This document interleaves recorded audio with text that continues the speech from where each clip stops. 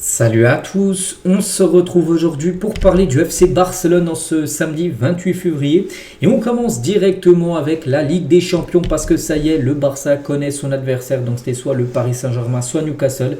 Et ben ça sera l'équipe anglaise de Newcastle pour le FC Barcelone bien sûr. Donc c'est le huitième de finale, donc match aller à Newcastle, match retour au FC Barcelone. A noter que le match aller aura lieu à 21h, le match retour aura lieu à 18h45 au Camp Nou, donné à prendre en compte. Donc concernant bien sûr le tableau final, donc pour moi le Barça est dans la bonne partie du tableau. Pourquoi ? Parce que les équipes de droite, il y a quand même du très lourd, avec des équipes qui ont quand même sur les 10 dernières Ligues des Champions remportées. Il y a toutes les équipes là, en gros, le Bayern a gagné Ligue des Champions dans les 10 dernières années depuis 2016. Le Real aussi, City aussi, Liverpool aussi, Chelsea aussi et le PSG aussi. Que de l'autre côté, les gars, aucune équipe a gagné la Ligue des Champions lors des dernières années. De toute façon, il n'y a qu'une équipe qui a gagné la Ligue des Champions sur le côté droit. Et c'est le Barça qu'on a remporté 5. Sinon, Newcastle, Atlético, Tottenham, Bodo Glimt, Sporting, Leverkusen, Arsenal n'ont jamais remporté la LDC. Bon après, ça veut peut-être rien dire, j'en sais rien. Mais je pense que le Barça est dans la bonne partie du tableau. Et on va dire tant mieux. Après, oui, c'est bien d'être dans la bonne partie du tableau.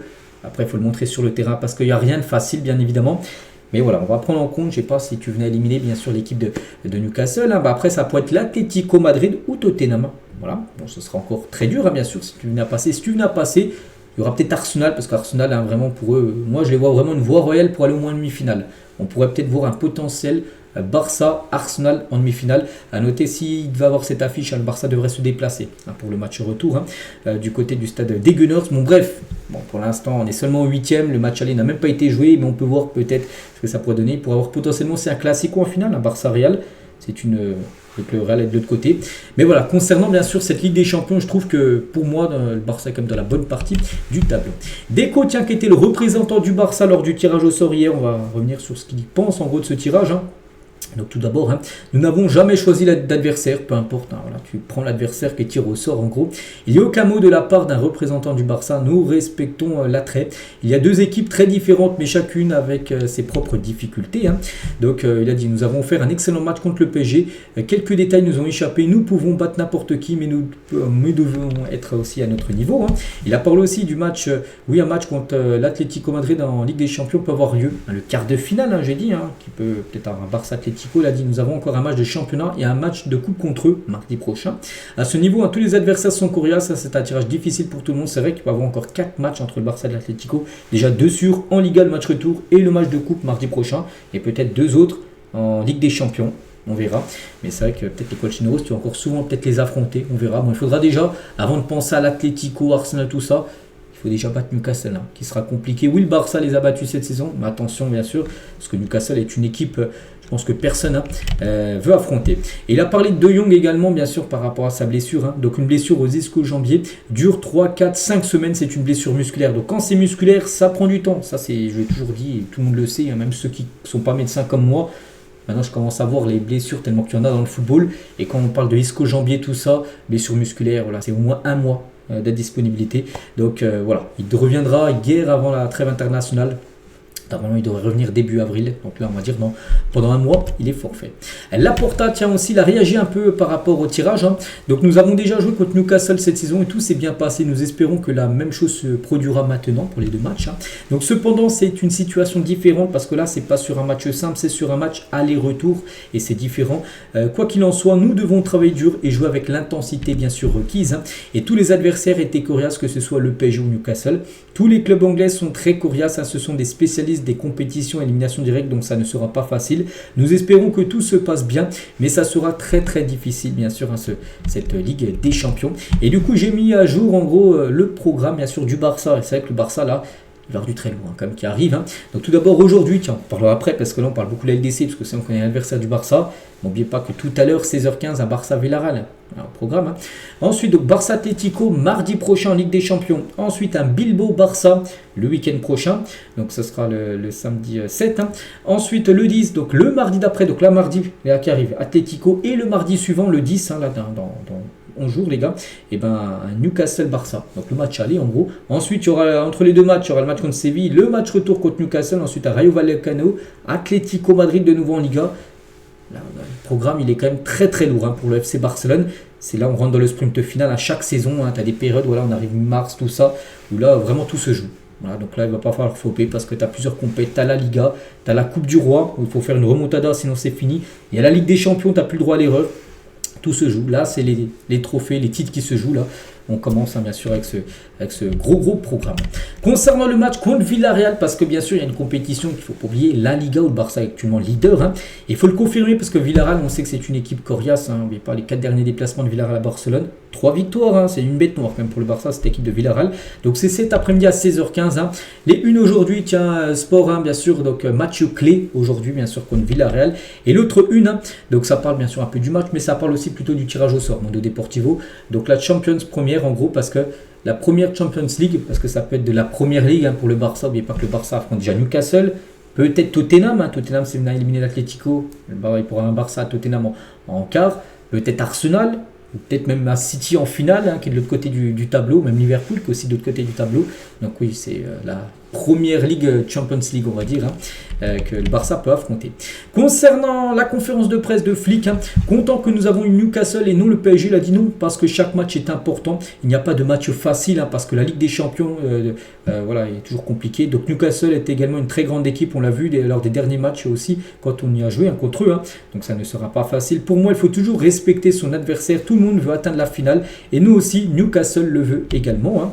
Donc si on se souvient du dernier match à Villarreal, nous avons eu un peu de chance.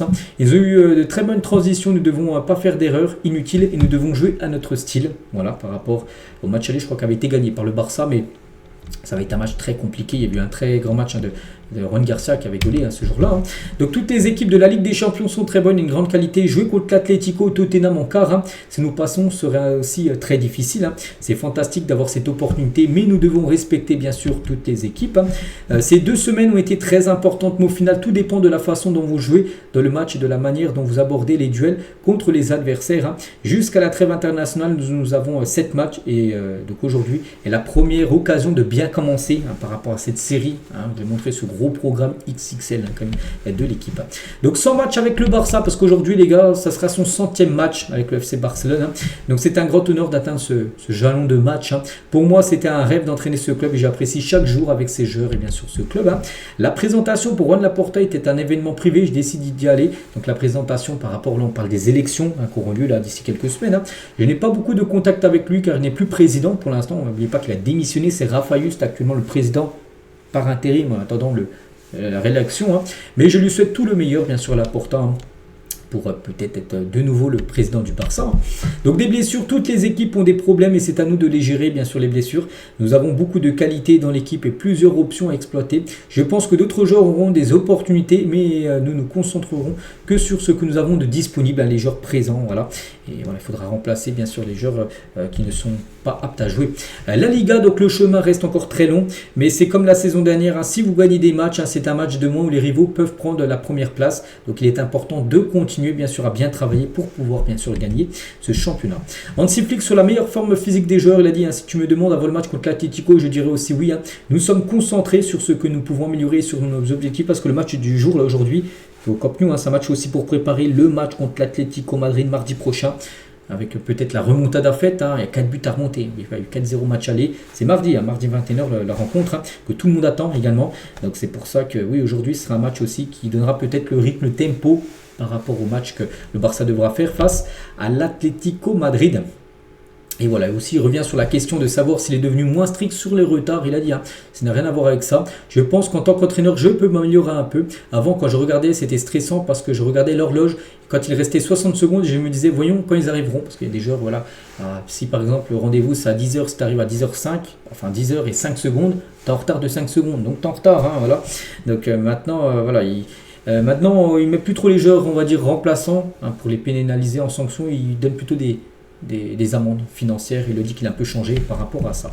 Et pour revenir sur ces 100 matchs, donc comme il a dit, 100 matchs de plus avec le Barça, avec l'en a fait 100, est-ce qu'il va aller maintenant à 200 matchs Pourquoi pas? Je l'ai dit, j'aime la ville de Barcelone, l'équipe et le club, c'est un grand honneur d'entraîner le Barça. Et les joueurs font un travail fantastique. Et c'est que Flick, les gars, actuellement, il a 99 matchs, 76 victoires, 9 nuls et 14 défaites. On espère qu'aujourd'hui ça soit sa 77e victoire peut-être tout à l'heure contre Villarreal. La composition attendue tout à l'heure, enfin cet après-midi, de Juan Garcia normalement au but, donc Koundé, Eric Garcia, Cubarsí Baldé. Voilà la défense, donc milieu de terrain, Bernal, Pedri, Fermin Lopez, n'oubliez pas que De Jong a blessé pendant un mois, et Lamine, Ferran et Rafinha. C'est peut-être la compo, les gars, qui pourrait peut-être être alignée aussi mardi en la Coupe du Roi, voilà, contre l'Atlético. Il va peut-être tester ce 11 pour le retester après. Voilà. Pour moi, il y a de fortes chances que ça soit ça. Après, il y a toujours le doute entre Ferran et Lewandowski pour savoir qui sera titulaire. Mais voilà, de fortes chances que ça soit ça. Et concernant Ferran, tiens, aujourd'hui, c'est un jour spécial, c'est son anniversaire. Ferran Torres fête aujourd'hui son anniversaire. Il fête, donc il est né le 29 février 2001. Donc là, il a 26 ans. Après lui, il est né un jour spécial. Il est né le 29 février. On est le 28 et vous savez que le mois de février, il y a très souvent 28 jours. Puis il y a une année, je crois, sur 5 où il y a 29 jours. Donc lui, il est né une année où il y a 29 jours. Donc officiellement, c'est pas son anniversaire parce qu'il est né un 29 février. Mais demain, on est le premier. Il n'y a pas le 29 février cette année. Donc c'est pour ça du coup, aujourd'hui on va dire c'est son anniversaire à Ferran Torres, 26 ans. Et on espère bien sûr, vu qu'en cadeau il pourrait être titulaire, on espère un but ou plusieurs buts bien sûr pour le requin, l'attaquant. Et on finit juste avec une très grosse info les gars, ça concerne Marcus Rashford. Et beaucoup de sources le disent les gars, grande info les gars, le Barça déclenchera la clause, l'option d'achat de 30 millions d'euros de Rashford. Ça y est, le Barça a pris sa décision, le Barça veut conserver Marcus Rashford. Le Barça a également conclu un accord sur les termes de personnel avec Rashford, donc c'est-à-dire salaire, qui sera certainement revu à la baisse. Donc seules les règles du fair play financier retardent l'accord jusqu'à la finalisation des élections. Mais voilà, tout est ok. Ça a été confirmé par Catalunya Radio, donc la radio catalane. Mundo Deportivo, voilà. Le Barça signera définitivement Marcus Rashford. Parce qu'on avait le doute, est-ce qu'il va retourner à Manchester ou pas, nanani. Donc le Barça veut conserver le joueur. Donc 30 millions d'euros pour Rashford, c'est une bonne affaire. Malgré que le Barça essaie de un peu réduire la somme. Manchester ne veut pas faire de prêt à la baisse.